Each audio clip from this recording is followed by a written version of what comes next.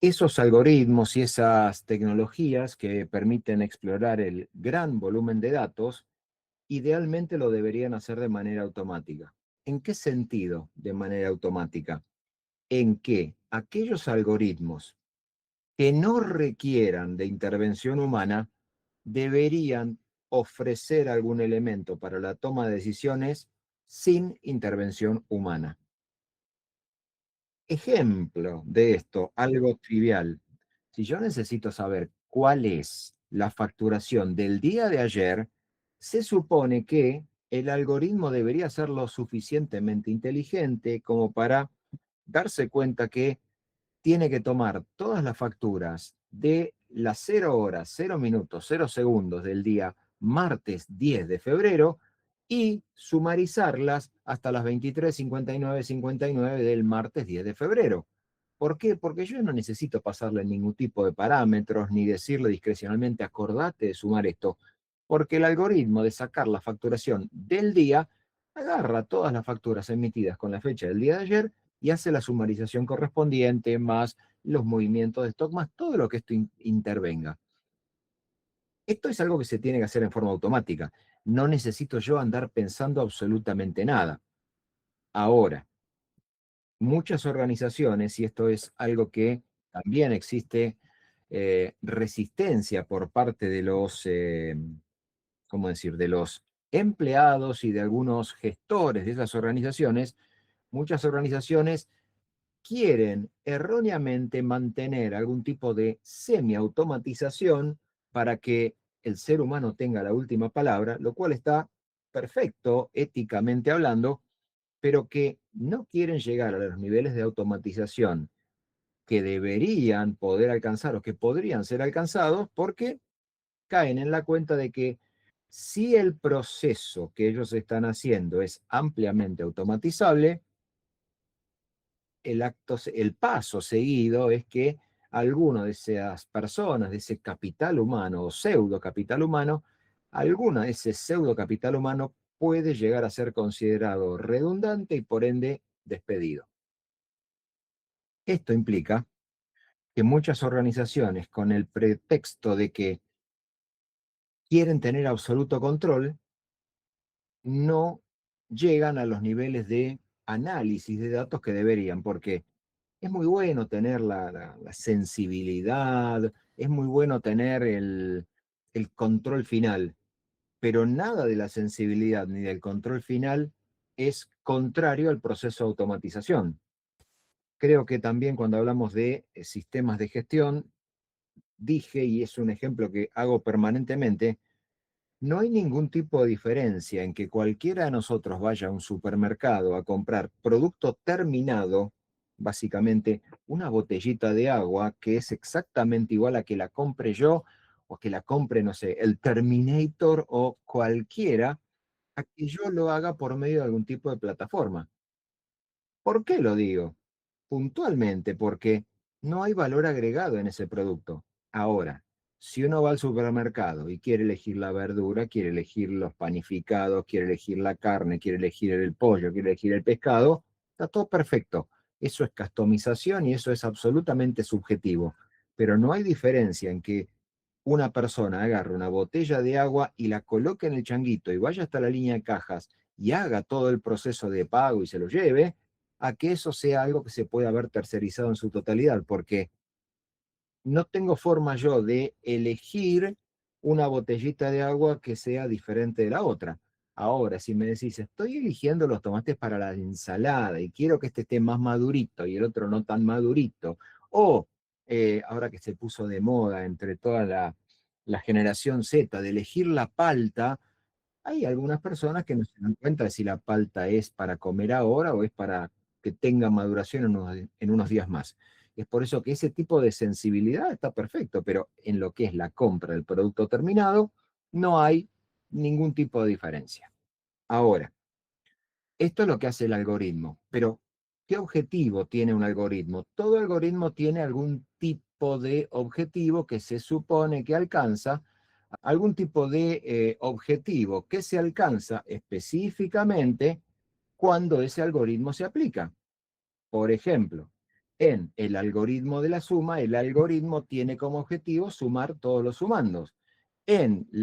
Ahora que se van a inscribir ustedes a partir de mañana para la cursada cuatrimestral, eh, el algoritmo de asignación de vacantes tiene una lógica. Cada aula tiene un cupo determinado. Si ese cupo determinado se alcanza, empieza a aplicarse lo que es el corte de ranking. Ese corte de ranking dice que el algoritmo debería asignar de las vacantes el 70% en base al buen promedio, el 30% en base a la antigüedad. No difiere absolutamente nada que ese proceso sea manual o sea automático. Una vez que están dadas todas las condiciones, se hacen los cálculos correspondientes, si hay 100 cupos y hay 80 inscriptos, no aplica el algoritmo porque hay vacantes. Ahora, cuando no hay vacantes, tiene que empezar a aplicarse el algoritmo. Esto, de vuelta, un algoritmo lo que intenta hacer es encontrar algún tipo de o patrón repetitivo, ahora hacemos un ejemplo, alguna tendencia, ahora hacemos un ejemplo, o reglas, y esto que quede claro, si estoy mirando datos del pasado, voy a intentar hacer inteligencia cuando con datos del pasado y con elementos externos trate de ver o trate de encontrar algún tipo de eh, descubrimiento. Eso lo vamos a llamar en unos minutos más KDD, descubrimiento de conocimiento en base de datos. Ejemplo de patrón repetitivo. Todos los lunes, miércoles y jueves, por estas 4 semanas o por estas 15 clases, se está generando en forma automática, sin intervención de parte de ustedes, obviamente viniendo a clase, conectándose, se está generando un patrón de proximidad y un patrón de asociación, que le vamos a llamar. Ese patrón de asociación dice que lunes, miércoles y jueves, de 17 a 22, perdón, de 19 a 22, de 19 a 22, estás en el aula 300 o 436 los días lunes y los días jueves, y los días miércoles te conectás a este Meet que estamos dando vueltas por acá, se empieza a dar un patrón que dice básicamente que en ese patrón estás eh, teniendo cierta proximidad. ¿Esto implica que entre todos ustedes se conocen? No. ¿Esto implica que entre todos ustedes son amigos? No. Esto implica que tienen un único nodo común, que en este caso es cursar el curso 46353. Es el único patrón común. Ahora, como los dispositivos generan información sin que yo la provoque, y esto es Internet de las Cosas, fecha fundacional de los videos que, por lo que veo en la navegación, muchos no han visto, pero bueno, yo siempre lo menciono, no sea cosa que después lo sorprenda. Cuando se está hablando de una de las fechas fundacionales y decimos que la fecha fundacional es del año 2007, cuando sale al mercado el iPhone, el primer iPhone es el que lleva a la vida real todo lo que es el concepto de Internet de las Cosas. Es dispositivos que generen información sin intervención humana. Hasta ese momento, y esto de vuelta, era un concepto teórico del año 99, pero se llevó a la práctica en el año 2007, hasta ese momento, todo lo que existía de la digitalización tenía que ser forzado por un proceso, un sistema o una persona. Ahora está cambiando porque se incorpora un dispositivo que genera información sin que yo la pida, a tal punto que empiezan desde esa época a tener mayor injerencia todas las cuestiones que veremos en nuestra última clase relacionadas con la privacidad, tanto de los individuos como de los clientes que la empresa tiene. ¿Por qué? Porque el dispositivo empieza a hacer algún tipo de seguimiento, tracking, como le decimos, sin que yo intervenga. Esto quiere decir que lunes, miércoles y jueves ustedes tienen un patrón de proximidad. Si nos ponemos a ver entre los que están en una pared del aula y la otra pared del aula, debe haber como máximo una distancia de 14 metros. Esto de vuelta no implica que sean conocidos, lo que implica es que están en una proximidad, en un rango de tiempo predeterminado y que eso empieza a establecer un patrón repetitivo. Si esto fuera una acción de comercialización, que por ejemplo, el, digamos, el patio ese de comidas que está enfrente en Plaza Jusey quisiera y quisiera pagarlo, digo, porque lo puede hacer, quisiera de alguna forma darse cuenta quiénes de los que están en las proximidades, concretamente las zonas de facultades, que están en las proximidades, quisieran o potencialmente podrían ser clientes de lo que cada uno de esos restaurantes y lugares del patio de comidas ofrece, podrían hacer alguna acción de marketing en función a patrones de proximidad. Esto implica que yo puedo ir a la vieja usanza, repartirte un panfletito y decirte si te comes una hamburguesa enfrente tenés un 20% de descuento. Em, Eso no tendría ningún tipo de inconveniente, ningún tipo de problema. Lo que ocurre es que ahora la tecnología me permite hacer un análisis de quiénes están en proximidad. Y esto implica que en la época en el horario de la merienda, en el horario de, qué sé yo, de la cena, llamémosle, cuando estemos terminando, si se quisiera hacer algún tipo de acción reconociendo ese patrón y veo que tengo ese potencial público disponible para que le haga ofertas, es el mejor lugar para hacer algún tipo de acción en base al patrón repetitivo. Ahora, si yo llego a encontrar que dentro de ese patrón repetitivo, voy a poner el ejemplo absolutamente eh, ombliguista, que dentro de ese patrón repetitivo, el celular de ustedes y el mío está dentro de un área de cobertura muy próxima. No es que estamos dentro de la ciudad de Buenos Aires, estamos dentro de un área de cobertura que implica básicamente que estamos a 14 metros de distancia uno del otro. En ese patrón de proximidad se da que tenemos nodos comunes. Esto implica que yo sigo a la cuenta oficial del Club Atlético Boca Juniors, que seguramente puede que alguno de ustedes también siga, con lo cual ya el patrón de repetitivo empieza a decir que hay cierta proximidad. En base a eso, de acuerdo a los seguidores o de acuerdo a las características o de acuerdo al barrio en que vivís, ese patrón de proximidad no es un patrón estático en determinado momento, sino que está en movimiento. Siguiendo esto un paso más allá, puede llegar a darse el caso de que alguno de ustedes sean amigos, con lo cual el patrón de proximidad está absolutamente blanqueado, pero que algunos de ustedes no sean amigos, pero que se tomen el mismo subte colectivo, tren, metrocleta, lo que sea, para ir hacia sus domicilios. Y si llegan a estar en algún tipo de proximidad, yo ya puedo empezar a encontrar que hay ciertas inferencias que hacen a que la persona tiene contacto y tiene patrón de proximidad con más de una. ¿Esto qué quiere decir? Que si sos hincha de Boca, que si tal cosa, que si tal otra, que si tal otra, yo ya no te manejo a vos como un individuo cuando tengo que hacer algún tipo de gestión. Te manejo como un conjunto de elementos que se van a encontrar dentro del concepto estadístico de clúster. ¿Por qué? Y porque todos estos tienen cosas en común. Ustedes tienen una cosa en común al estar en el curso, pero no necesariamente tengo que pensar que los 116 que son ahora, que están en lista, de los cuales estoy muy feliz que sean tantos, eh, que los 116 que están en lista en este momento sean exactamente el mismo tipo de potencial cliente. Van a existir características distintivas. ¿Estás al principio de la carrera o estás al final de la carrera? ¿Cursás en forma presente o cursás en forma virtual? ¿Vivís en capital o vivís en provincia? Y dentro de la capital puedo empezar a hacer análisis por segmentación específica. Bueno, estos son los patrones que, idealmente, en forma automática, podría encontrar cualquier herramienta de minería de datos. ¿Qué significa esto de las tendencias?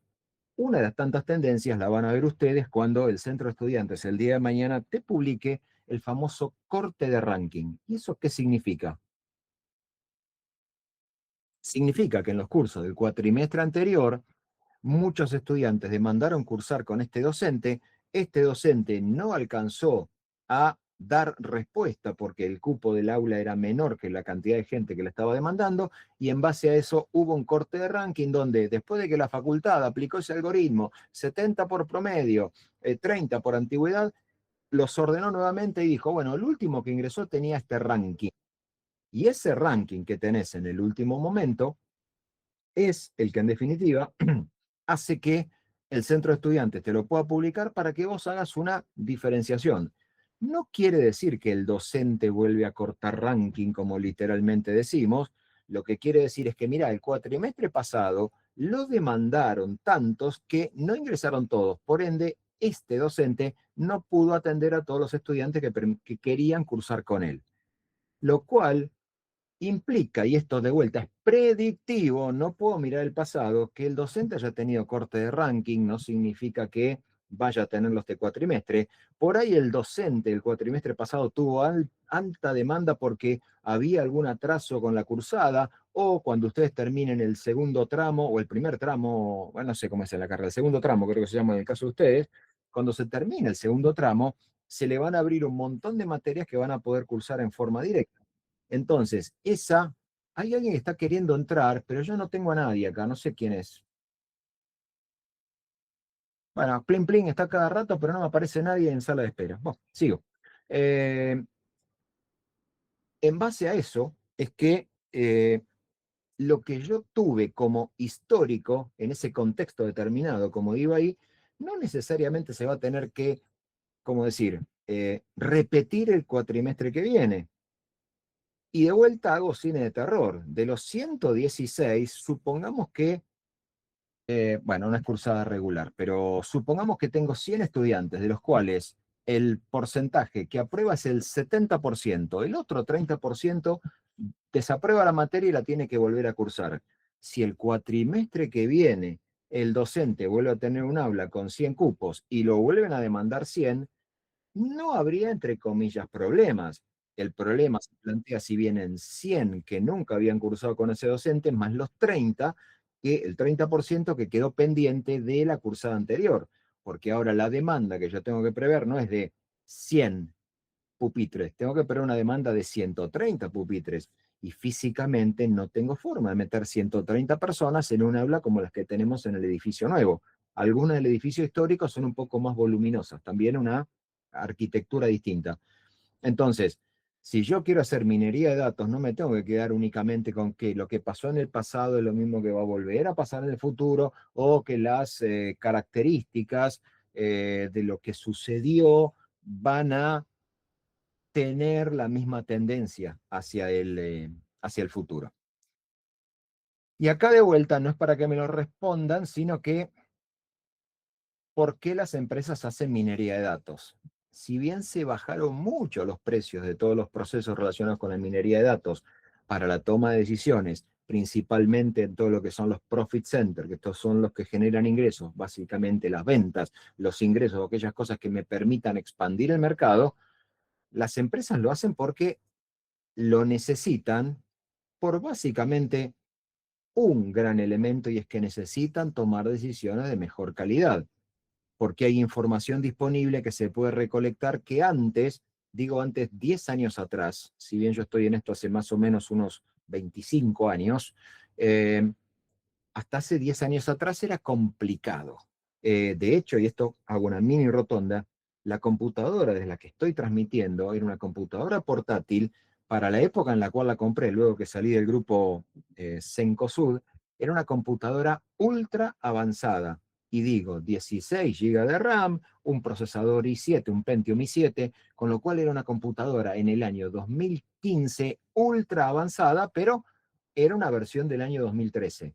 Al día de hoy, la computadora, la placa de red que tengo, ahora quedó prácticamente como siendo esta computadora de escritorio conectada con cámara, monitor aparte y demás, pero hoy día esa computadora, no solamente por ley de Moore, ya no la fabrican, sino que comparativamente con computadoras que uno puede comprar, no tope de gama, pero con el suficiente almacenamiento y la suficiente memoria RAM, esta computadora que está al día de hoy es total y absolutamente obsoleta. Sigue siendo válida para la gestión, de hecho, para lo que la estoy utilizando en este momento. Pero bueno, hay empresas que necesitan hacer esto porque necesitan conocer datos de su cliente. De vuelta, puede que una cadena de negocios, supermercado Coto, no sé, algún banco, una cadena de carnicerías, Pharmacity, y etcétera, varias, hagan este tipo de análisis porque quieren optimizar rentabilidad, porque nunca hay que perder el factor guita como diferenciador de todo esto. Hay algunas que lo quieren optimizar desde el punto de vista de la rentabilidad. Hay otras que lo hacen casualmente por la presión competitiva que tienen de los competidores. Esta presión de negocios, y esto lo van a notar a lo largo de su, entiendo, devenir profesional, hay muchas cosas que las empresas hacen porque el competidor lo hace. Entonces, si el competidor no lo hace, no lo hago. Ahora, cuando el competidor toma algo que puede llegar a inclinar la balanza para que el cliente elija ir con el competidor, la empresa tiene que salir a, ¿cómo decir?, a igualar la oferta del competidor. Ejemplos, Pizza Hut, que incluso en Estados Unidos está en retroceso, pero cuando vino a Argentina, vino con la novedad del delivery, y es ahí que todos le decimos delivery, el envío a domicilio, que no existía para la gran cantidad de pizzas, algunas, perdón, de pizzas, de pizzerías que había en Argentina, donde esto de que yo pedía por teléfono, hoy día reemplazado por una aplicación, una web o lo que sea, pero esto de que pedía por teléfono y me lo enviaban a la puerta de mi domicilio, le daba la propina y pagaba en el momento, o ahora con los mecanismos electrónicos de pago, o lo que sea, cuando Pizza Hut viene, la pizza, la realidad, digo de haber estado, en aquella época, soy un señor mayor, eh, la pizza no era de mejor calidad que mi pizza favorita de Guerrín. La verdad que no era de mejor calidad. Tenía el factor diferenciador de que eran productos estandarizados y ese producto estandarizado te lo llevaban a la puerta de tu domicilio. En motito, en bicicleta, en auto, no viene el caso, pero te lo llevaban a la puerta del domicilio. ¿Qué hicieron todos los competidores de Argentina? Y empezamos a incorporar el delivery. Primero, por medio de el chico de la moto o el chico de la bicicleta que te reparte en las proximidades, o al día de hoy, donde aplicación mediante, pedido ya, los que sean que estén dando vueltas por ahí, podés pedir a través de una aplicación y el algoritmo se da cuenta a qué lugar querés que te lo envíen y en base a eso hace que determinada pizzería, esto pasa con la Continental específicamente que tiene una distribución en Ciudad de Buenos Aires más o menos importante, la pizzería de la Continental, de acuerdo a donde estés residiendo, te hace el envío a tu domicilio. Ahora sí. Entonces, hay veces que yo hago minería de datos porque quiero tomar mejores decisiones y hay veces que no me queda otra porque el competidor lo hace. Hay una cosa que todavía en las cadenas rápidas está muy limitado por un tema de costos, Argentina, un mundo paralelo, pero una funcionalidad que en otros países, no estoy hablando de Gringolandia, en otros países como por ejemplo Uruguay, como por ejemplo Chile, el refill o el rellenar o cargar de vuelta eh, la gaseosa que estás ahí está incluida dentro del precio. Entonces, esa posibilidad que tenés en, ¿cómo decir? En otros países todavía esa línea de negocios no llegó a nuestro país aquí en Argentina. Admitir a todos. Bien, acá tengo que hacer una, ¿cómo decir? Un llamado respecto de lo que involucra la minería de datos. Para hacer minería de datos yo no necesito de ninguna forma conocer en detalle ninguno de estos tres conceptos. Sin embargo, estos tres conceptos son los que gobiernan la minería de datos, gobiernan el Big Data, gobiernan Machine Learning. Y esto implica que yo necesito conocer básicamente lo que hacen estas tres disciplinas. Primero, estadística, que por lo que pregunté el otro día, la gran mayoría de ustedes la había cursado. Ahora vamos a hablar de la estadística que se utiliza acá. Cuando hablamos de inteligencia artificial en la minería de datos, no estamos hablando de automatización de procesos, sino automatización o semiautomatización de decisiones. Son dos cosas distintas. Lo digo, hago un mini rotonda y hago un mini bombo. Una cosa es la automatización del proceso que te puedo llegar a vender, donde le hablas al WhatsApp o a tu Telegram y el WhatsApp o Telegram te va armando la contabilidad de los gastos e ingresos, con lo cual lo único que tiene que, digamos, aplicar el mecanismo de inteligencia artificial es entender lo que le estoy diciendo y clasificarlo en forma acorde a lo que corresponda. Eso es una cosa del proceso, le digo algo y lo hace. Una cosa es esto y otra cosa es inteligencia artificial aplicada a la decisión. Por ejemplo, estoy casi seguro, y esto lo digo por experiencia, lo mismo tienen ustedes, los que estén trabajando, te va a caer mañana cuando vayas al laburo o entres en forma remota, te va a aparecer un montón de correos electrónicos que alguna de esa información no te va a servir para nada, alguna de esa información va a ser para que vos estés informado y alguna de esa información va a ser para que tomes una acción, independientemente de lo complejo que el proceso sea. Pero esa inteligencia artificial no es meter reglas de correo electrónico en el Gmail y que te lo vaya clasificando en carpetita y que después vos, persona humana, entres bandeja o clasificación por etiqueta o cada carpetita, entres carpetita por carpetita y vayas viendo lo que tenés que hacer ahí. La inteligencia artificial enfocada en la decisión es que el mecanismo, el agente inteligente no solamente clasifique los correos, que haces prácticamente sin inteligencia, filtros y a otra cosa y va para donde corresponda, sino que te vaya advirtiendo que de los 3 correos que te cayeron relacionados con el proyecto Pajarito, hay uno donde están esperando tu respuesta. Eso implica que está no solamente automatizando el proceso, sino que a su vez también te tiene que automatizar la toma de la decisión y ofrecerte la toma de la decisión. Y el tercer aspecto es las máquinas de aprendizaje. El machine learning en sí es en base a si estás entrenando o no estás entrenando, si el aprendizaje es supervisado o no es supervisado, si es un autómata, es un colega o es un ayudante, no viene al caso porque las vamos a ver el día de hoy, pero que esa máquina de aprendizaje tenga en claro qué es lo que estás haciendo para hacer la minería de datos. Hay veces que ocurre una situación absolutamente no prevista que una buena minería de datos debería entender y debería accionar como corresponde. Volviendo al tema de la minería de datos, empecemos por el primero de los elementos, que es la estadística. Y aclaro,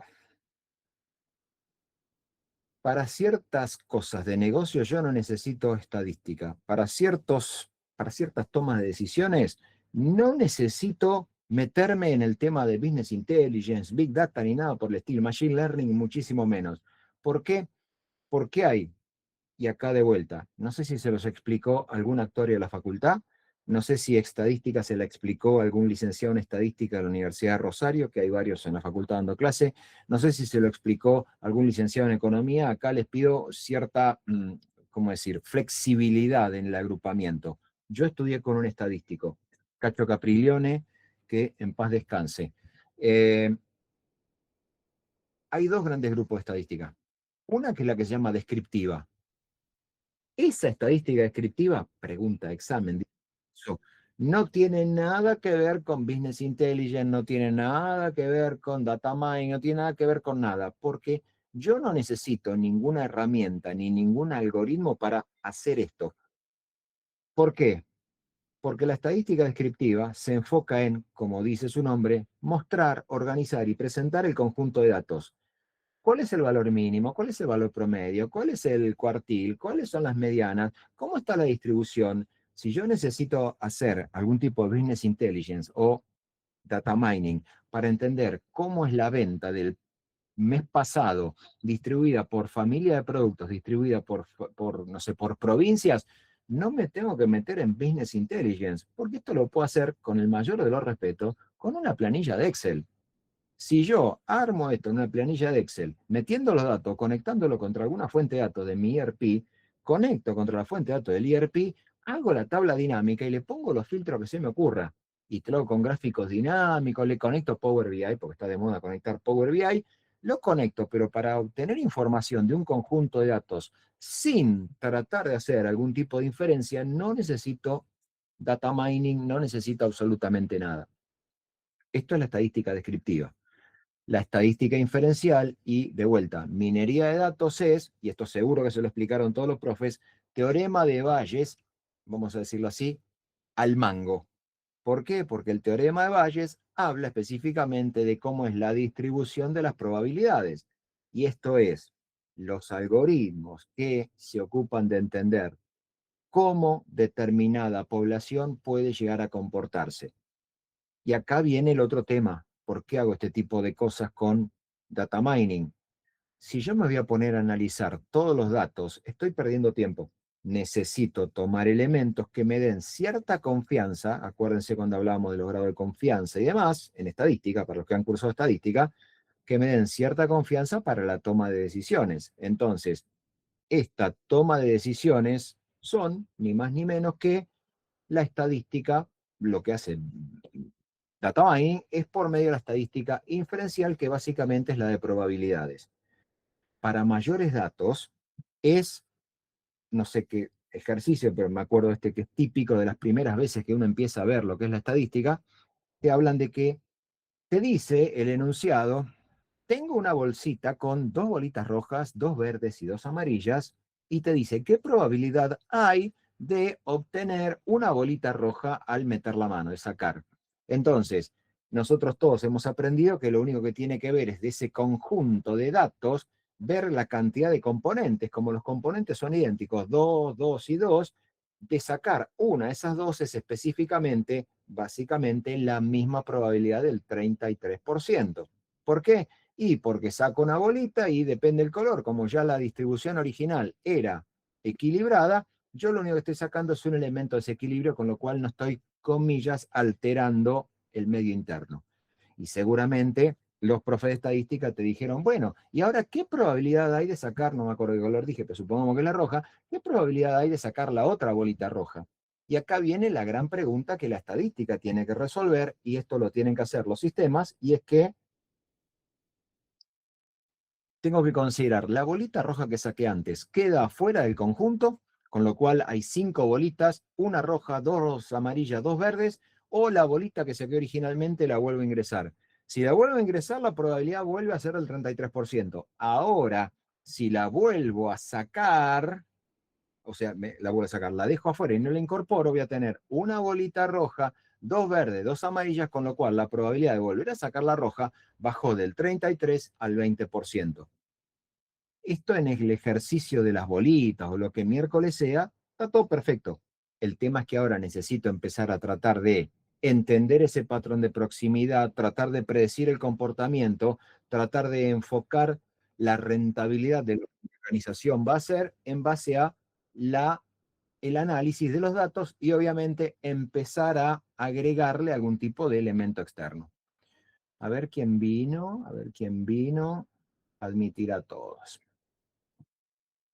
Dicho esto, Dicho esto, ¿cómo funciona el tema de los algoritmos? Cuando estamos hablando de analizar esto, que quede claro, lo di en el consejo profesional con otro profe de facultad también. Cuando esto está pensado para el lado de los negocios, yo necesito entender que primero tengo que entrenar al algoritmo.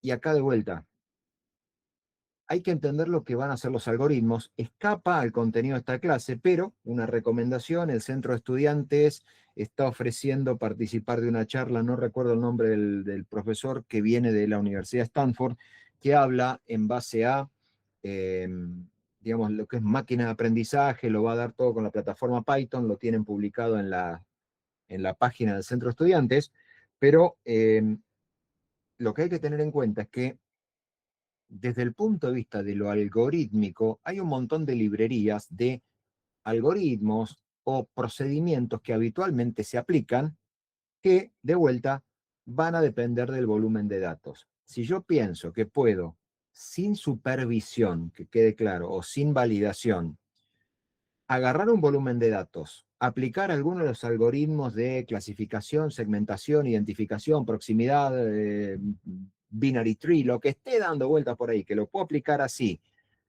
vamos a decirlo bien, crudamente, cerrando los ojos y apretando un enter, dando clic, y que el algoritmo me va a dar información útil para tomar decisiones. Si me sale bien es de pura casualidad. La mayoría de las veces esto va a estar fallando de principio a fin. Entonces, cuando necesito primero entrenar, vamos a llamar así, un algoritmo, tengo que analizar datos proporcionados. Le tengo que decir, acuérdense con aquello de la ETL, de depurar y demás, le tengo que decir sobre qué quiero predecir. Si hay productos que no me sirven y que no me, digamos, o que ya no fabrico más, o que el cliente no está más, o que la línea de negocio se vendió, no tengo que entrenar al algoritmo con productos que no existen. De idéntica forma con aquellos clientes con los cuales ya no, no trabajo más, no estoy haciendo ningún tipo de relación comercial. Entonces, primero tengo que analizar los datos originales para encontrar esos patrones y estas tendencias.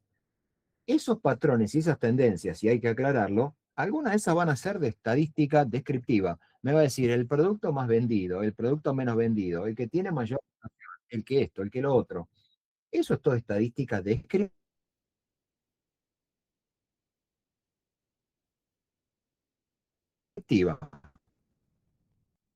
Necesito que primero el algoritmo entienda con qué está trabajando, entienda que puede haber algunos datos. Pongo un ejemplo. En el barrio hay 3 carniceros a 3 cuadras de diferencia donde estoy yo. El tercer carnicero al cual le compré para el asado del fin de semana largo, no, habitualmente no le compro a los otros dos, pero los otros dos misteriosamente se fueron de vacaciones en la segunda quincena, con lo cual no tienen mercadería, no repusieron, no pasa absoluto, no hay nada para comprar. Si el carnicero que habitualmente no recibe la compra, que tiene su público de clientela y que baja, qué sé yo, a modo de ejemplo, 3 medias por descarga, es cada vez que le viene a reponer la carne que va a vender, ahora se debe haber encontrado que como los otros dos están de vacaciones, tiene un pico de demanda. Pero si ese carnicero no logra, cuando llego yo como cliente totalmente desconocido, no logra, comillas, seducirme por precio, por calidad, por atención, por lugar, por lo que se te pueda llegar a ocurrir, cualquiera de los drivers de negocio que esté dando vueltas por ahí, ese carnicero va a registrar un pico de demanda que después algún algoritmo le puede decir, no, en vez de que te bajen 3 medias bajate 4 porque se venden. Wait, se venden cuando hay cierta estacionalidad, no se venden en la habitualidad, porque lo más probable es que cuando vuelva el carnicero mío de la semana que viene de vacaciones, yo vuelva a ir a comprarle a él, porque me gusta la carne, trato, nos charlamos, qué sé yo. Gilada, vamos a llamarlo así. Proximidad de atención al cliente. Puede que vaya al otro lado. Si este carnicero, excepto que, de vuelta, usando el término marketingero, me seduzca y vaya a comprar en ese lugar, lo que va a registrar es que tuvo un pico de demanda que después, cuando vuelvan los vendedores habituales, van a volver a caer. Entonces, hay ciertos datos que son de estacionalidad que yo los tengo que descartar. Esto es de vuelta. Las notas en promedio, fíjense, no sé si estuvieron ustedes cuando vinieron los chicos de internacionales, no sé si estuvieron en otro curso, qué sé yo, pero los chicos internacionales de UBA, les dijeron que para poder aplicar a cursar un cuatrimestre o dos en alguna de las otras universidades que tienen convenio, tenés que tener un promedio superior a 6. ¿Y esto qué significa? Si me pongo a pensar, algunos de los que pueden llegar a aplicar tienen promedio por debajo del promedio óptimo de promoción. No en la cursada del intensivo, pero la promoción en la cursada regular es con nota 7. Entonces, ¿por qué la facultad dice para convenios internacionales, bueno, bajamos un poco el promedio? Y porque puede darse el caso que no hayas aprobado con promoción 7 o superior, sino que hayas sacado nota 4 a 6 y en el recuperatorio perdón, el recuperatorio, en el primer final, encuentres que tenés que dar un primer final con el docente o los llamados de finales que sean. Con lo cual hay veces que no llegaste a la nota correspondiente, al promedio 7. En otros casos hay algunas materias que ustedes ya van a ir descubriendo a lo largo de la carrera donde la nota máxima es 4. Y vas a decir, pero yo estudié para 10, te felicito, la nota máxima es 4. Pero yo estudié para 49, te felicito, la nota máxima es 4. Digo esto porque cada docente tiene amplísima libertad de cátedra para elegir el esquema evaluatorio que quiera. Entonces, en base a esto, es que hay veces que el algoritmo tiene que empezar a descartar aquellos valores que son erróneos y aquellos valores que están fuera de lo que normalmente pasa. ¿Cuántos de sus compañeros en cualquiera de las materias o ustedes tienen materias con nota final 10? Y alguno puede tener nota final 10. Yo he colocado nota final 10, no hay ningún problema. Lo que te estoy diciendo es que no es lo habitual. Lo habitual es que sea una nota cercana a la distribución de nota 6. ¿Qué hace el algoritmo en definitiva? Ofrecerme elementos que me permiten tomar decisiones. Y estos algoritmos, algunos de ellos nosotros ya los conocemos. Por ejemplo, ver cómo es la distribución de las ventas por diferentes provincias, jurisdicciones, zona, etcétera. Una distribución va a ser por las vacaciones, otra distribución va a estar relacionada con los fines de semana largos. Por eso apenas comienza el año, perdón, a fin del año que termina, hay un montón de gente interesada en saber, che, ¿cómo son los fines de semana largos?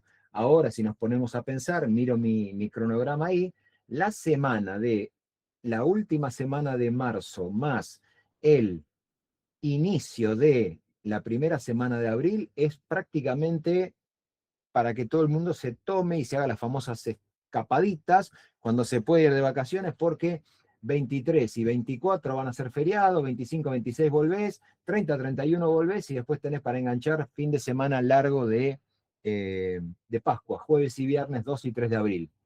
Esto en particular hace que yo necesite tener en cuenta características de cómo es la temporalidad. Bueno, esto de los clusters o agrupamientos corresponde probablemente, y esto lo ven cada vez que termina de ver una serie o algo en particular, que Netflix, YouTube, TikTok, Instagram, depende de lo que estés buscando, o ahora el modelo de Gemini incorporado en el Google cuando estás buscando, te empieza a ofrecer cosas y va conociendo tu contexto y predice tu movimiento y predice lo que vas a estar eligiendo en base al contexto que va conociendo.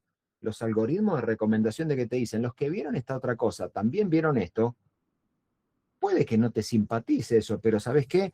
Te dicen y te ponen el número ahí, no sé si real o no, pero te ponen un porcentaje, te lo hace Netflix por lo menos, el 82% de las personas que vieron esta serie también vieron esta otra.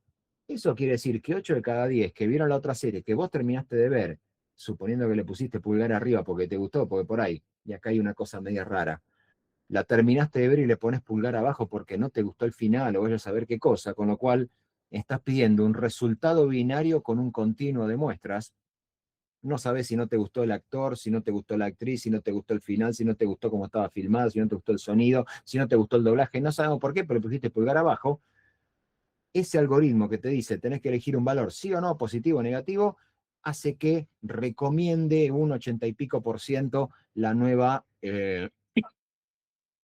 serie que te está ofreciendo para que vos hagas clic y eventualmente o las selecciones y vayas a elegirlo. Entonces, cuando hablamos históricamente de ese sistema de cervezas y pañales, de elegir el 1,67 con más menos 20 para poder ver lo que está en una góndola, tiene su motivo de ser. Y este ejemplo que voy a decir, pido las disculpas porque sé que siempre alguien se ofende, no me queda otra, pero lo tengo que ver, tengo que tener en cuenta que por más que yo tenga un negocio con distribución nacional, no puedo tener la misma distribución en cada uno de los lugares.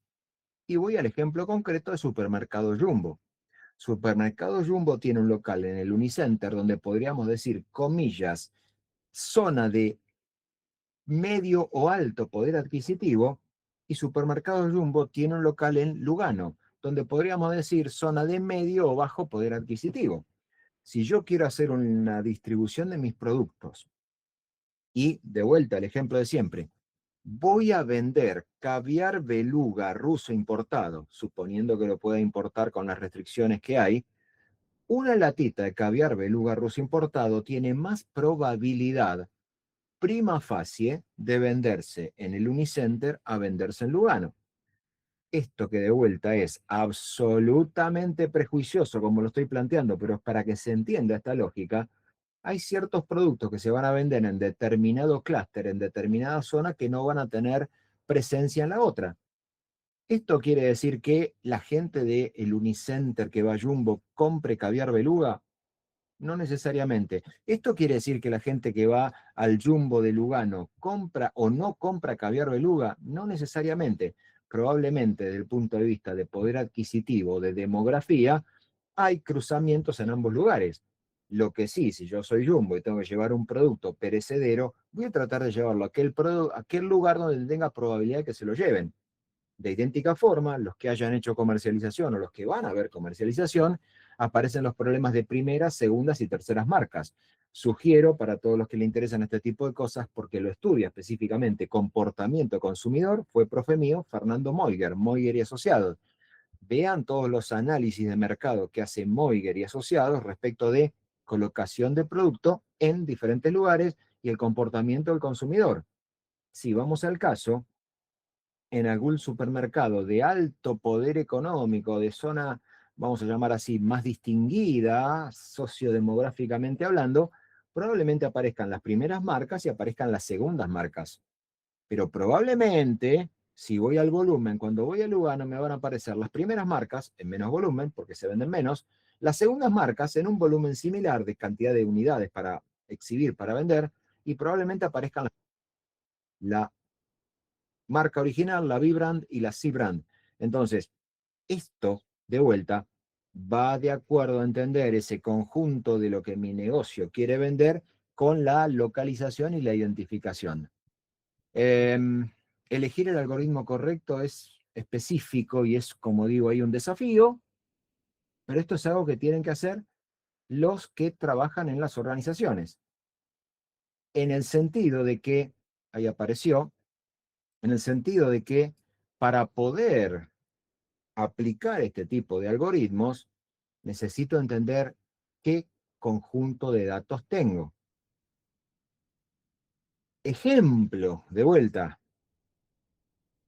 si yo me dedico a la venta de productos o retail, digamos, de productos de consumo masivo, me voy a dar cuenta que los productos tienen elasticidad, hay productos que van en una época temporal en la cual estoy, hay productos que de acuerdo a la zona en la cual estoy se venden más o se venden menos, pero básicamente tengo que entender que todos los algoritmos van a analizar, comillas, el mismo conjunto de datos y que de acuerdo a los parámetros, y esto depende de la sensibilidad que cada uno de los negocios tenga, de los parámetros que se le estén aplicando, van a tener que ofrecer resultados que sean útiles para la toma de decisiones.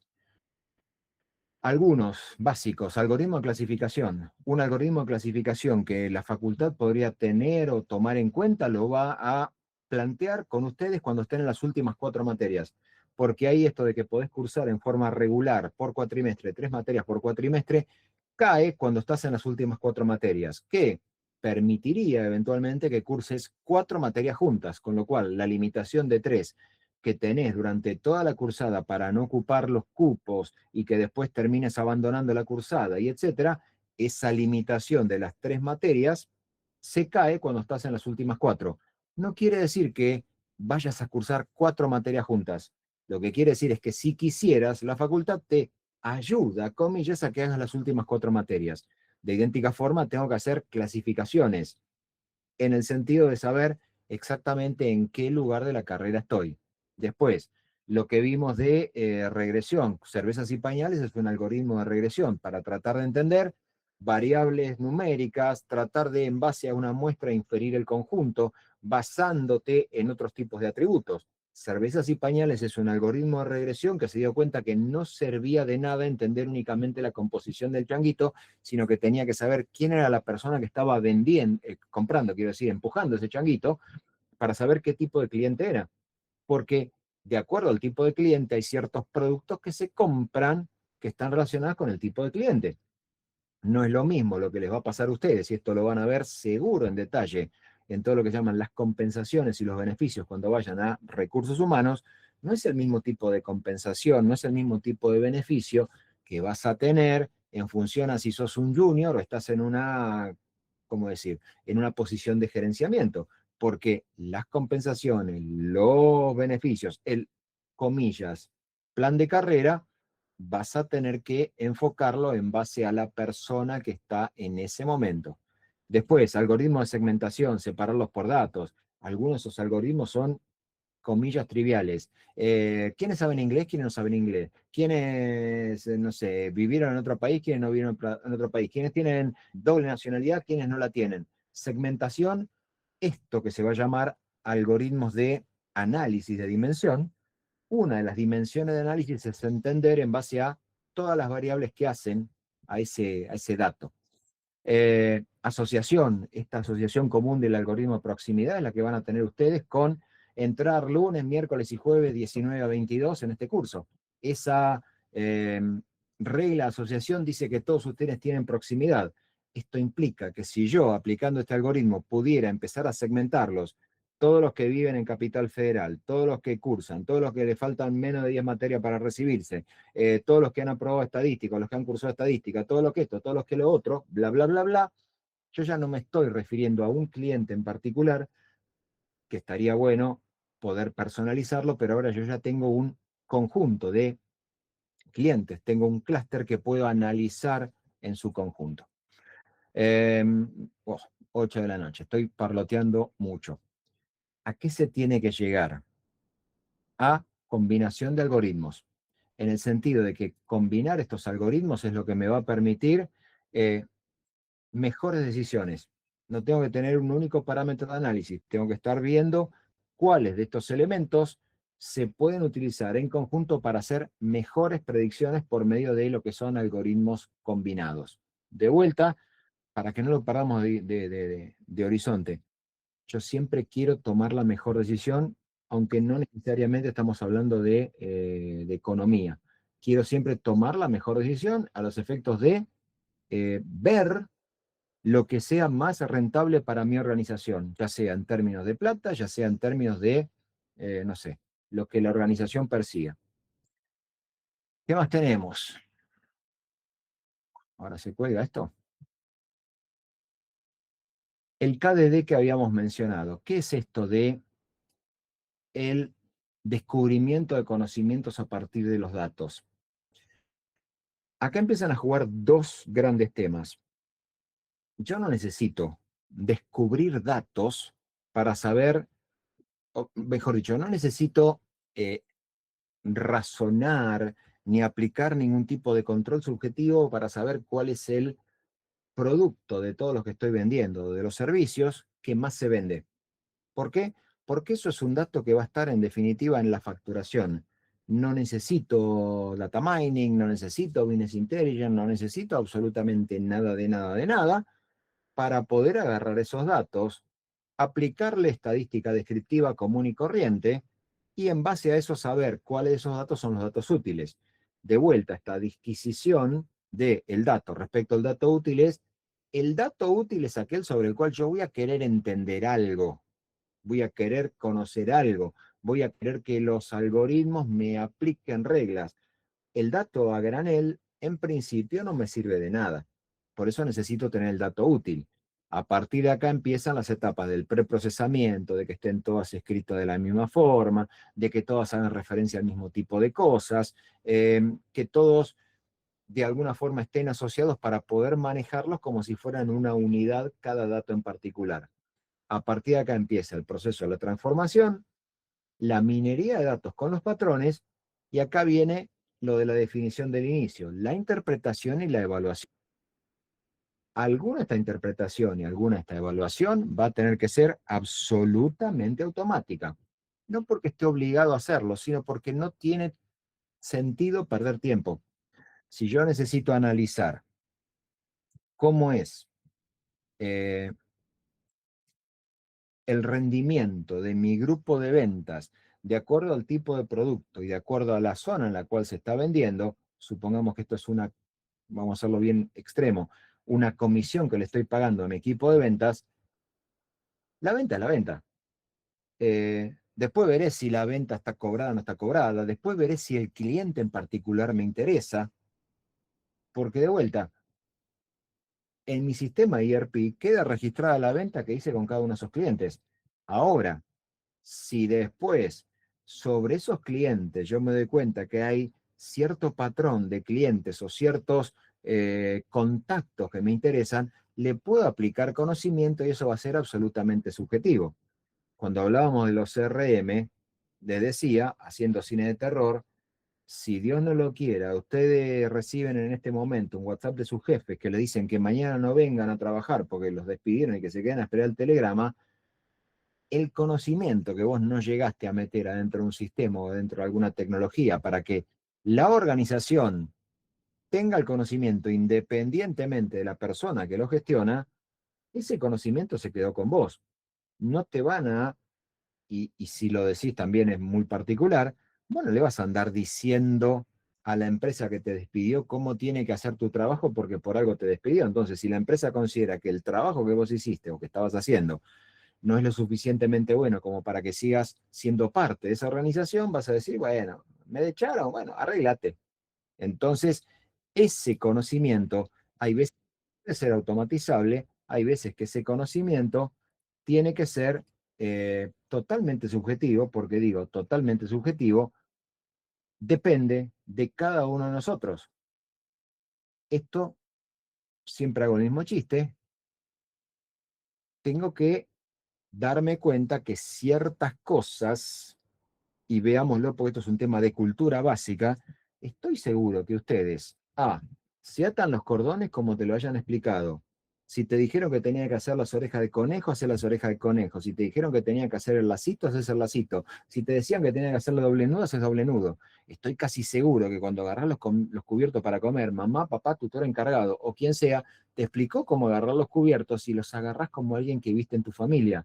Y los que les gusta hacer asado, pollo y demás, estoy casi seguro que cortás el pollo como te lo explicaron en tu familia. Eso que es cultura, también va a la organización. La organización tiene una forma de hacer las cosas, tiene determinadas características. Ejemplo es lo que pueden ver ustedes a nivel universitario. Alguno de ustedes que tenga algún compañero que vaya a una universidad no pública, se va a dar cuenta que hay un montón de cosas que están solucionadas en la universidad privada que la universidad pública requieren del esfuerzo y el empujar. También tenés que entender que mientras que en la universidad privada estás en la misma aula y al igual que en el secundario te pasan los docentes por adelante, acá en la UBA tenés que ir al aula donde está el docente. En vez de que vos vayas a ese lugar y te vengan y te llevan las cosas, acá tenés que salir a buscarlas. Son cosas diferenciadoras que hacen al conocimiento. Y si vamos al caso, todas las facultades de la UBA, siendo hijos del mismo papá, rectorado de UBA, cada facultad tiene una cultura interna. Ustedes tienen un número de registro, en la Facultad de Derecho hay un número de legajo, acá los números de registro son correlativos y no identifican a la carrera que perteneces, en la Facultad de Derecho el número de legajo tiene un prefijo que dice que si estudias abogacía, que si estudias traductorado público o lo que sea, lo mismo pasa con medicina. Nuestra facultad no tiene libreta universitaria, otras facultades te firman la libreta y eso es como particular, públicas o privadas, pero bueno, cada conocimiento va de la mano de cada cultura y es ahí donde tenés que darte cuenta que hay algunas cosas que son automáticas y hay algunas cosas que las tenés que adaptar a tu contexto de trabajo. Esto lo voy a saltear porque lo pueden leer, pero es básicamente para entender y fijar conceptos, las etapas del descubrimiento del KDD y, como digo por acá, clasifiquemos si estas tareas son de data mining o no son de data mining. La respuesta está más abajo, pero básicamente aquellas cosas que son de descripción, clasificación, sumatoria, conteo, ponderaciones, no es minería de datos. Para que lo veamos, cualquier cosa, está bien que el producto hoy día está más avanzado. Cualquier cosa que yo pueda hacer en un Excel, no es minería de datos, porque lo puedo resolver en un Excel.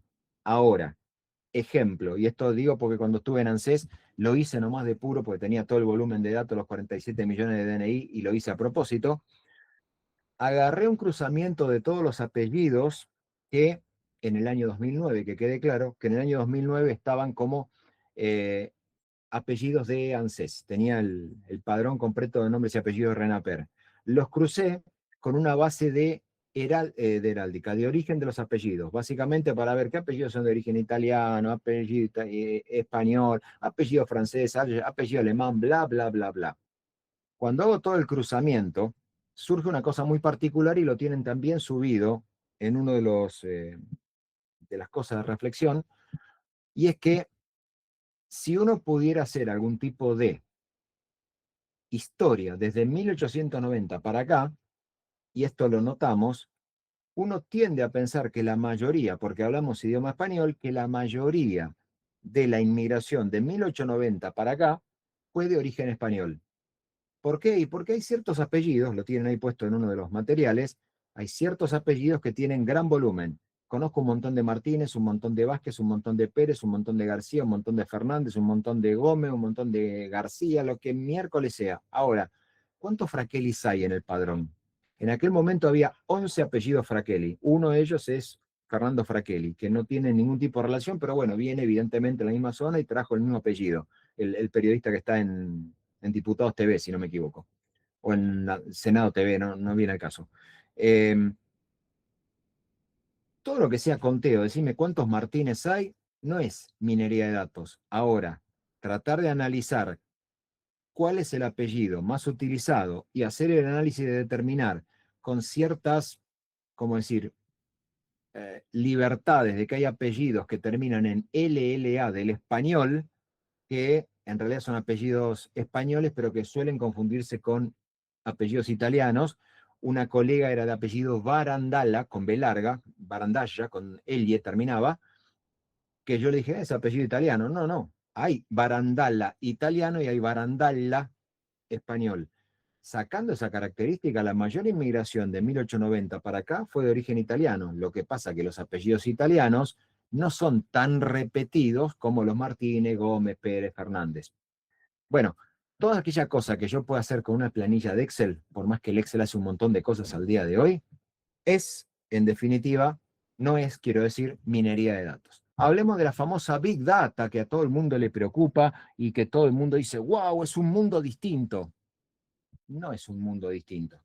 Empecemos por entender lo que es las 3B cortas del Big Data. En el material tienen para autoestudio un póster que hizo la gente de Data School Bolivia, si no me equivoco, que habla de las 5B, la 5B corta del Big Data, lo cual es mentiroso, porque además de estas tres que estamos viendo en pantalla, agregan eh, validez y verificación. Creo que agregan algo por el estilo, lo cual es una mentira, porque si yo estuve mirando todo el material que está ahora y me suscribí al canal y vi el video que habla de basura entra, basura sale, si yo tengo en un sistema de minería de datos, datos que son basura, o mejor dicho, que no fueron validados, yo estoy teniendo basura. Entonces, la predicción va a ser con datos basura.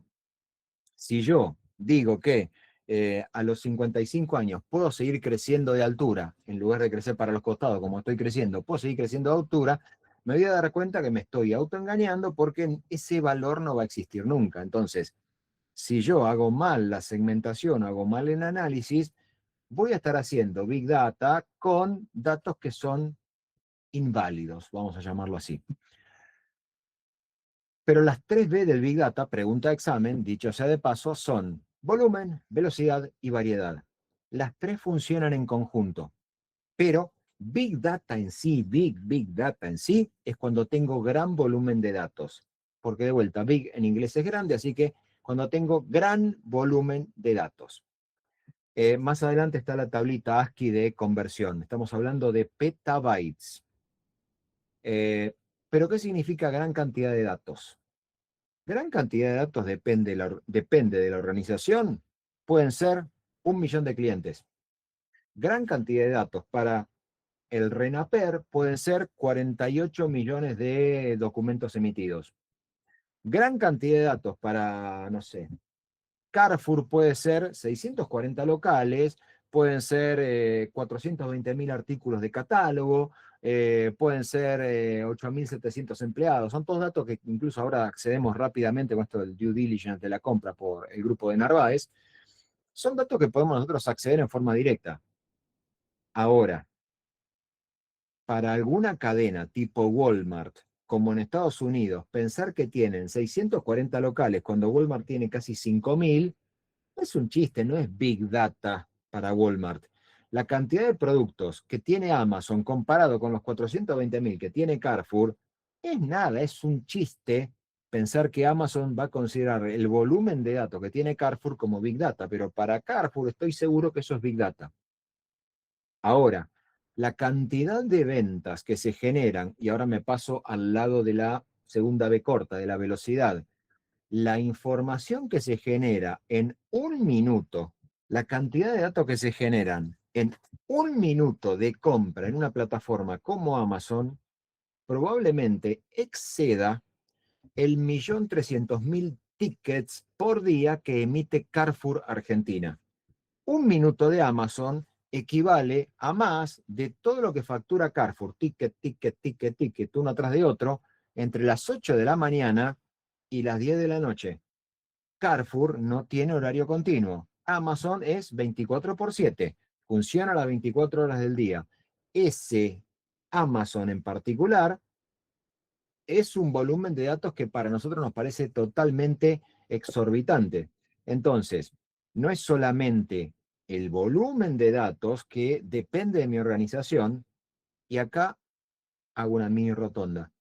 No hay que olvidar que los algoritmos no distinguen el algoritmo, sí el tiempo que va a tardar en obtenerlo, no distingue el algoritmo entre 10 artículos o 100 artículos o 1.000 millones de artículos. El algoritmo es el mismo. Si yo quiero agarrar y hacer esas mediciones comerciales que hacen las empresas que me dicen, decime cuál es el top 10 de los clientes que más le vendo, probablemente Amazon va a tener que recorrer una lista de muchísimos más clientes que la que va a tener que recorrer Carrefour, que la que va a tener que recorrer, qué sé yo, Swiss Medical, porque son volúmenes distintos. Ahora, funcionalmente, los 10 clientes a los que más le vendo es lo mismo. Yo le venderé más a determinados clientes para mi mercado, vos le venderás más a determinados clientes para tu mercado. El principal comprador de las fábricas de las naftas y los querosenes y gasoil y aceite y lubricante y bla, bla, que hace YPF, es YPF. Obviamente que exporta, obviamente que compran locales de determinado, no sé, aceite de Lyon y lo tiene el taller mecánico del barrio. Obviamente que lo compra, pero el principal canal de venta son las propias estaciones de servicio de YPF, más los servicios relacionados que tengan. Entonces, el volumen va a depender de mi organización. Big Data para Carrefour es un chiste y de hecho, a ver, genéricamente lo van a considerar Big Data, pero para Amazon es un volumen totalmente irrisorio. Carrefour vive en Argentina, Carrefour Argentina, me refiero, vive en Argentina, Amazon está vendiendo a todo el mundo. Cuando digo a todo el mundo, es a todo el mundo, desde cualquier lugar, de cualquier centro de distribución, le vende a cualquier lugar, con lo cual la venta de Big Data para Carrefour es un chiste para, ¿cómo decir? Amazon. Ahora viene el tema de la variedad. Muchos de nosotros eh, que usamos sistemas hace mucho tiempo, levanto yo el caso particular, históricamente todo lo que era la adopción de tecnología tenía un pequeñísimo problema y era que no había sistemas para gestionar todo esto. Y cuando digo no había sistemas para gestionar todo esto es porque las organizaciones no tenían sistemas más o menos establecidos donde poder almacenar los datos. Al día de hoy, la información que está estructurada en formato de base de datos, fácil de consultar y que permite tomar decisiones prácticamente automatizadas, comillas, comillas, comillas, es el 20%. El resto está no estructurado en diferentes formatos, video, audio, la transcripción que están haciendo ustedes en este momento con la inteligencia artificial que le deben haber puesto a la conexión para que le transcriba todas estas cosas que estoy diciendo, e información que tiene algún grado de estructuración, pero que está incompleta. Pero básicamente el 80% de la información del Big Data no existe en los sistemas de Big Data. A tal punto es esto que, con el mayor de los respetos con los influencers y las celebridades, me tocó trabajar con un compañero mío que, Tomás Munareto, que está con Pergolini, que tiene su canal Muna TV. Las acciones comerciales tenían automáticamente, esto se lo decíamos, tenían automáticamente una respuesta de quién aceptaba dar una entrevista, quién aceptaba hacer algún tipo de colaboración en función a la cantidad de seguidores que tenías.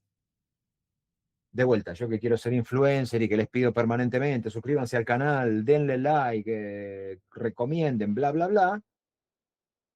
Si vos querés algún tipo de colaboración comercial o necesitas que alguna de estas figuras llegue a ser la figura de tu marca, le vas a preguntar qué alcance tenés.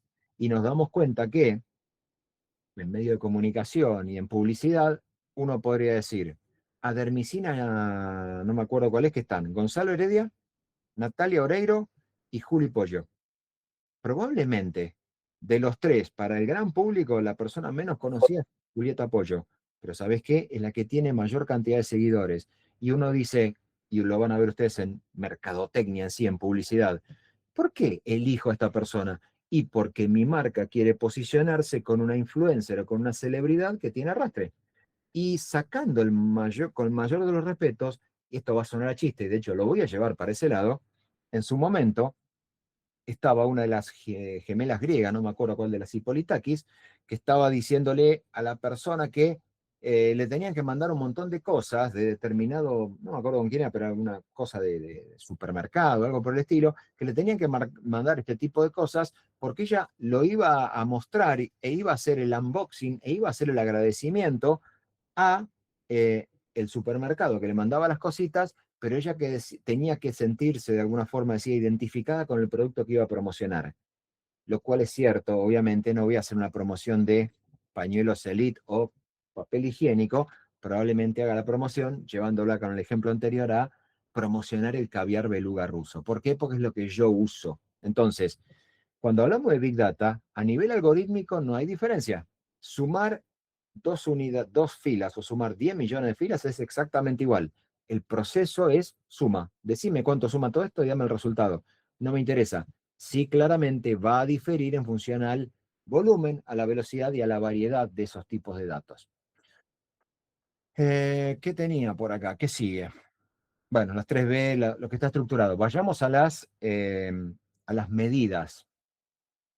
Escapa a lo que tenemos que ver nosotros, pero tengamos en cuenta que esa computadora que yo llevo a la facultad tiene un disco de 2 terabytes, con lo cual es este volumen de datos multiplicado por 2.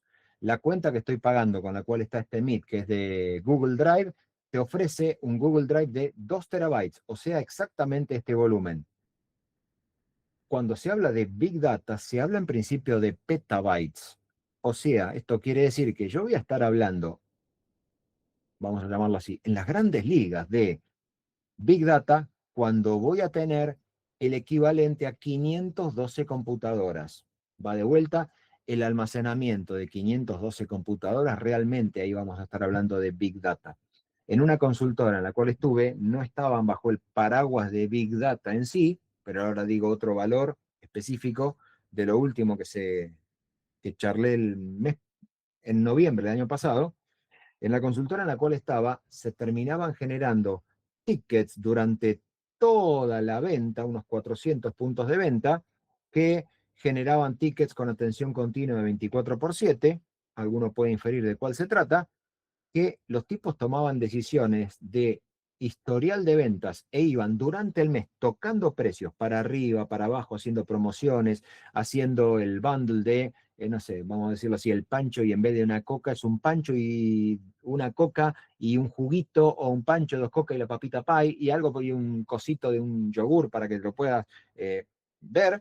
Y los tipos iban segmentando durante el mes lo que eran las ofertas que ponían en cada punto de venta en función al historial de ventas que tenían en ese mes. Cuando llegaban al día 7, eso era responsabilidad directa mía, cuando llegaban al día 7 del mes siguiente, era responsabilidad mía, no interesaba si era fin de semana largo, no interesaba si estaba de vacaciones, no interesaba nada porque era parte del laburo. El día 7 tenía que eliminar todo el historial del mes anterior porque para ellos ya no les permitía tomar decisiones porque información que tenía al día 7 unos 40 días de atraso, para ponerlo en términos generales, del primero del mes anterior, ya no le servía para tomar decisiones, incluso con aquellos productos que se venden constantemente a lo largo del año, básicamente el pancho y la coca. Entonces, tenía que eliminar ese volumen de datos. Y eso era un volumen de datos que era de 3 a 4 terabytes, o sea, 2 a 3 discos rígidos llenos de datos y tenía que entrar en la base de datos y lo único que me interesaba era que el servidor, porque más de una vez pinchaba, que no se pinche, porque si se pinchaba el servidor, estaba en verdadero problema que tenía que empezar a armar consultas para ver hasta qué dato había borrado y qué dato no había borrado para la toma de decisiones. ¿Qué es esto de lo analítico? Analizar grandes cantidades de datos en tiempos razonables. Si me vas a analizar datos, gran volumen, y acá viene el poder de cómputo. De vuelta, el algoritmo es el mismo, pero la tecnología puede que no, casi seguro no. Analizar grandes cantidades de datos tiene que ser en tiempos razonables. Si me vas a analizar, qué sé yo, el historial de facturación del año pasado, hoy, 11, estamos de 11 de febrero, la verdad que no me sirve de nada la información del año pasado. Bueno, pero el sistema tardó mucho en generarlo, te va a decir alguno. Che, tendríamos que ver alguna forma de empezar a analizar con mayor proximidad. Tomar decisiones ahora con el historial de ventas del año pasado, el 11 de febrero puede que no me sirva. Puede que me sirva para el 5 o 6 de enero, con mucha, digamos, tranquilidad. Pero la realidad es que necesito que la respuesta del análisis venga en un tiempo más o menos razonables. Si Big Data es encontrar patrones o correlaciones desconocidas, necesito encontrar esos patrones, necesito saber, para, a modo de comparación, el, el estudio este que da origen a Business Intelligence, que es cervezas y pañales, en Estados Unidos lo estuvieron haciendo al cabo de un año. Hoy en día, con la tecnología, el resultado de analizar ese gran volumen de datos que ellos analizaron y hicieron la correlación, hoy en día eso puede tardar, y estoy siendo absolutamente lento en estos 2 minutos, porque tengo todos los datos y tengo la tecnología y no necesito el super equipo, lo puedo hacer prácticamente en tiempo real, si quisiera, si pudiera hacerlo. Eh, ¿Qué es esto de Machine Learning? En principio, convertir datos en conocimiento, idealmente automático. Esto quiere decir que agarrar todos los datos implica automáticamente que si yo facturo determinado artículo, automáticamente la máquina de aprendizaje podría saber a qué familia de productos pertenece. Ahora, si cuando voy a hacer este tipo de cosas yo tengo que andar dándole parametría y demás, no estoy haciendo machine learning. Lo ideal es que la máquina pueda aprender y transformar en conocimiento en forma automática sin mi interacción. Cuando digo esta automatización que vendo, de que le hablas al WhatsApp y el WhatsApp lo hace, tiene un mecanismo de inteligencia artificial que agarra las palabras clave, esos tokens que se llaman, agarra las palabras clave y en función de las palabras clave le aplica una regla donde va a contabilizarlo en la cuenta que corresponda. Eh, no está generando conocimientos nuevos. Ahora, si yo digo, por ejemplo, compré una lapicera, 2.000 pesos, y se lo mando, lo va a terminar cargando en útiles, porque va a ser todo el algoritmo predeterminado, decir, ok, compré lapicera, por ende, compré es un gasto, perfecto, 2.000 pesos. Si no entiende el monto, me debería preguntar el monto. Compré lapicera, no, no, no, pesos. No entendí el monto, reiterame el monto. Cuando yo le diga, compré lapicera, 2.000 pesos, lo va a hacer. En ningún lado de el motor que hace esa inferencia dice que la lapicera tiene que ir a parar a útiles, pero por el proceso de deducción de conocimiento, asume que una lapicera es un instrumento de escritura. Si es un instrumento de escritura, es algo que se compra en la librería. Entonces, si yo le digo, compré lapicera, compré marcador, compré crayón, son todos elementos de escritura que la lógica va a hacer que vayan a parar a útiles. Y esos útiles van a ser, entre comillas, gastos administrativos. Si esto lo tengo segmentado en diferentes centros de costo, lo que es de venta, lo que es de marketing, lo que es no sé, de distribución, lo que es de, no sé, de logística, va a ser la clasificación que corresponda. Ahora, ¿cómo funcionan estos elementos de Machine Learning? Básicamente en tres grandes elementos. Pueden ser un sistema que sea ayudante, ahora lo explicamos, un sistema que sea colega, un sistema que sea totalmente autómata. De vuelta, cuando un sistema de Machine Learning yo lo configuro, lo parametrizo para que sea un ayudante a la toma de decisiones, tengo que tener en cuenta que la decisión, bien o mal, que el ayudante me va a ofrecer, yo la voy a poder aceptar o no, pero va a depender de mí en particular. Esto quiere decir que yo, ser humano, cuando quiero que algo sea un ayudante y me diga tal cosa, ese sistema me va a dar una solución propuesta y me va a decir tal cosa. Yo puedo elegir aceptarlo, yo puedo elegir configurarlo, yo puedo elegir hacer un montón de cosas. Uno de este tipo de cosas, por ejemplo, es lo que muchos negocios aplican con todo lo que es la facturación de los productos. Le aplican una carga por, no sé, vamos a llamarlo así, inflación. Obviamente no pueden trasladar la inflación en forma directa a todos los productos de la misma forma, porque hay productos que van a ser de altísima sensibilidad, hay productos en los que voy a tener muy poco margen de ganancia, con lo cual tengo que tratar de que ese margen, para que no exista la posibilidad de que el cliente me lo rechace o no lo compre, le tengo que hacer un incremento muy particular y muy específico. Lo dije también, habiendo trabajado en Coto, no le marcan todo el aumento a la carne porque están especulando que vos entres en la tienda de Coto a comprar la carne por el precio y después te lleves otros productos que sí van a tener un diferencial. Por ende, en vez de comprar el producto más barato porque Día o Carrefour te devuelve la promoción el triple de la diferencia, esas promociones que tienen implican que vos tenés que salir del local e ir a comprar al otro lugar que es más barato. Entonces, hay veces que tomás una decisión de que 20 pesos matemáticamente, el producto que vende Carrefour es 20 pesos más barato que el que te vende Coto. Y decís, ¿vale la pena que yo pague en Coto, vaya a Carrefour, pierda tiempo caminando por una ganancia de 20 pesos? Entonces, hay veces que especulás en que pagás el sobreprecio de 20 que vos sabés que existe en un supermercado por el simple hecho de no tener que desplazarte a otro. Eso es un ayudante donde yo, ser humano, tomo la decisión. Un sistema colega es aquel que me ayuda a tomar la decisión en conjunto. De modo tal de que hay veces que yo le digo que tome la decisión y hay veces que yo elijo que la decisión la tomo yo. De vuelta, me ayuda a mí a tomar la decisión, pero en definitiva el producto final es mío. Ahora, si yo no hago nada, el sistema en forma colega automáticamente toma la decisión porque está predeterminado que lo haga de esta forma. Y el caso extremo es el del autómata, donde yo no quiero que tome decisiones. Esto quiere decir que, por ejemplo, siempre cito lo mismo, muy probablemente un desastre como ocurrió en el Titanic al día de hoy no ocurra porque allá en el 1900 y pico, no me acuerdo en qué año fue, en 1912, si no me equivoco, en aquel año el capitán no sabía que le venía un iceberg de frente, no tenía forma de saberlo.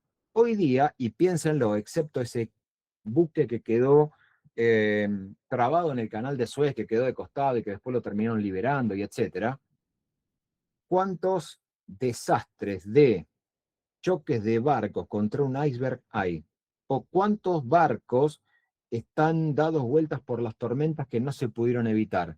Porque como todo esto tiene análisis predictivo, empieza a darse cuenta que se están configurando en el clima determinadas características que hacen que, si bien el capitán, vamos a llamarlo así, está a cargo de la nave, el capitán no está manejando, sobre todo en la industria petrolera, sobre todo en la industria de transporte de contenedores y demás.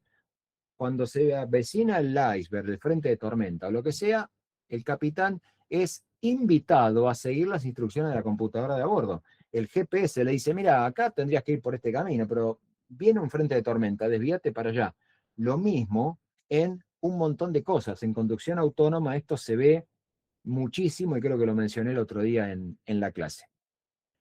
¿Cómo aprenden? Pues con esto vamos cerrando y lo tienen puesto ahí en otra parte que saqué del libro. El aprendizaje puede ser supervisado, no supervisado o semisupervisado. Si yo necesito, y esto lo ven ustedes, hago un comentario previo. Si más de una vez ustedes entran en alguna página y te dice, vamos a validar que sos un ser humano y te acordás del meme, que nos hace humanos elegir todas las imágenes de los semáforos y caes en ese captcha de verificación y te das cuenta que te dice, elija todas las bicicletas, miran los 9 cuadraditos y no hay ninguna bicicleta. No, acá hay algo que está mal, hay algo que no estoy entendiendo, estará tapada atrás de un árbol, mirás en detalle y efectivamente en ninguna de las fotos hay bicicleta. Uno tiende a tratar de elegir lo que está ahí, o los semáforos. Yo, no hay ningún semáforo, qué raro. Y cuando está el semáforo, solo marco la foto que tiene el semáforo en sí o el palo del semáforo también el caño del semáforo también lo marco. Y bueno, tengo que tomar la decisión. Lo mínimo que va a ver ese algoritmo es que vos hagas clic donde él espera que le hagas clic. ¿Qué pasa cuando casualmente te dice elegí las bicicletas y no hay ninguna? Te vas a dar cuenta que misteriosamente, 2 o 3 segundos después, te va a aparecer abajo un link o un botoncito que dice no hay ninguna imagen de esa característica. Y hay algunos que dicen, che, no, por ahí no encuentro la bicicleta, dale a refrescar. Hay veces que si le das al no hay imagen de esas características, te deja seguir adelante. ¿Por qué? Porque está tratando de ver si hay alguna interacción humana en, de vuelta, entender que hay imágenes o no hay imágenes. Cuando voy al aprendizaje supervisado es donde yo tengo que entrenar al modelo, tengo que entrenar a la máquina y explicarle, esto es un elemento de escritura, esto es un elemento de escritura, esto es un elemento de escritura, pero no tiene que terminar ahí, porque este elemento de escritura puede ser capuchón y lapicera, lo mismo con el capuchón del marcador, lo mismo con todo. Entonces, cuando estoy entrenando un modelo, le tengo que explicar todo. Por ejemplo, saludos. Perdón, saludos. La cámara automática que había en algunos casos, que era algo que había impuesto novedosamente Sony, y que te decía que cuando había algo que parecía ser una muesca de felicidad, esa muesca de felicidad hacía que esta que está acá parecía a los efectos de la cámara una sonrisa, entonces automáticamente capturaba la foto. Eso era un no supervisado. Si alguno de ustedes me ve con esta sonrisa por acá y piensa que me estoy riendo porque estoy contento y feliz, la verdad es que el ser humano se da cuenta que no estoy contento y feliz, pero la máquina no lo distingue porque no sabe si esto es un continuo que estoy haciendo, la sonrisa en sí, o poniéndome serio, pero justo me pescó la foto a mitad de camino. A mitad de camino me sacó la foto y asumió que era una sonrisa. Ahora, en los semi-supervisados es en aquellos algoritmos donde, y esto lo ven con el Google Lens, voy al ejemplo, imagínense que yo no sé de qué se trata de esto y ustedes vieron que es la tapa que tiene la botella, le pregunto al Google Lens, decime qué es esto, y va a tratar de buscarlo, o veo una foto en un lugar, la marco con el Google Lens y le digo, buscame a ver quién es, porque ¿quién es esta persona que está en la foto? Por ahí es algún artista, si está en la base de datos, y de hecho lo puede encontrar más ahora con el Gemini integrado, te puede decir quién es esa persona. En base a esto es que yo tengo que entrenar y hacer que el algoritmo aprenda.